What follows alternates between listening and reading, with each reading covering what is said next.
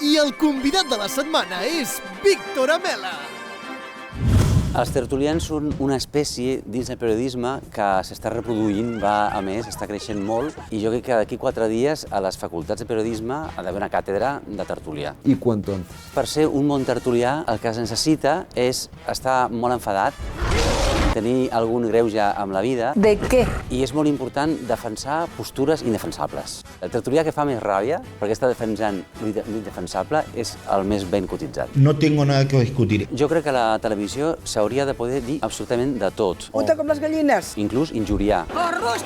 I calumniar. I que acte seguit, la persona que s'hagués sentit injuriada o calumniada, doncs interposar una demanda, una querella, i que els jutges decidissin. Però això donaria una miqueta més d'aire, de llibertat, d'alegria, perquè el que vol el telespectador, que és una criatura sàdica per natura, és veure marro a la tele. Molt de marro. Molt lío. La vena rabalista la tenemos todos. En el cas de Jiménez Los Santos, és un periodista que té una grandíssima agilitat verbal, té una capacitat molt potent per encunyar termes ofensius, com per exemple maricomplejines, és una creació seva. Que es la carcundia española. Bueno, té la mala llet de les persones baixetes que no acaben d'assumir-ho i que ho han de treure per alguna banda, i ell ho treu amb molta eficàcia. Es que de verdad no cabe un tonto más en España. Eduardo García Serrano és molt més previsible. Le hubieran cortado el cuello a la altura del ombligo. És un senyor que me l'imagino amb una barra, una taverna nocturna, fent una olor a vi, a vinagrat, i amb taques al pantaló, sobretot per la part de l'entrecuix, no?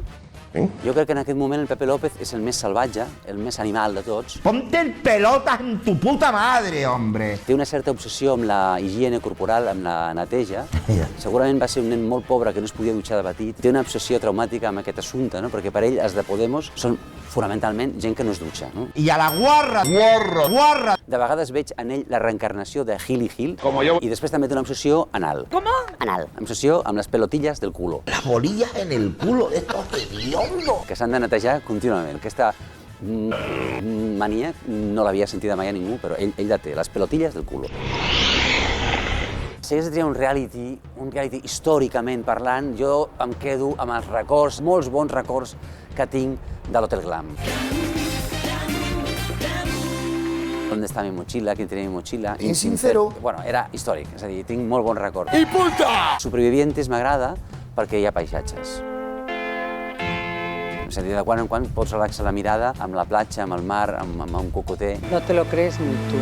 Home, trobar parella a la vida real ja és complicadet. Vaya com un mojón. Trobar parella amb una càmera que t'està escrutant i t'està vigilant és la impostura Absoluta. Poden fer teatre, naturalment, a benefici de programa, però no pot funcionar de cap de les maneres. Ahora vamos a decir delante de las cámaras toda la verdad. Si algú em vol convidar en un programa de televisió en reality per trobar parella... Espérate, que yo voy. No, gràcies, que no em busqui, gràcies. Que em convidi a una orgia, però no a un programa per buscar parella, gràcies. Grande. El meu doble del Cracòvia és magistral. A mi m'ha agradat, Me l'imagino durant setmanes estudiant els meus gestos, la meva manera de parlar. M'he reconegut en coses que jo no m'adonava que feia. La manera de moure les mans, com parlo, les inflexions de la veu, admiració absoluta i sobretot, és un honor. És un poco pelotilla. Ara ja sí, he arribat, mama.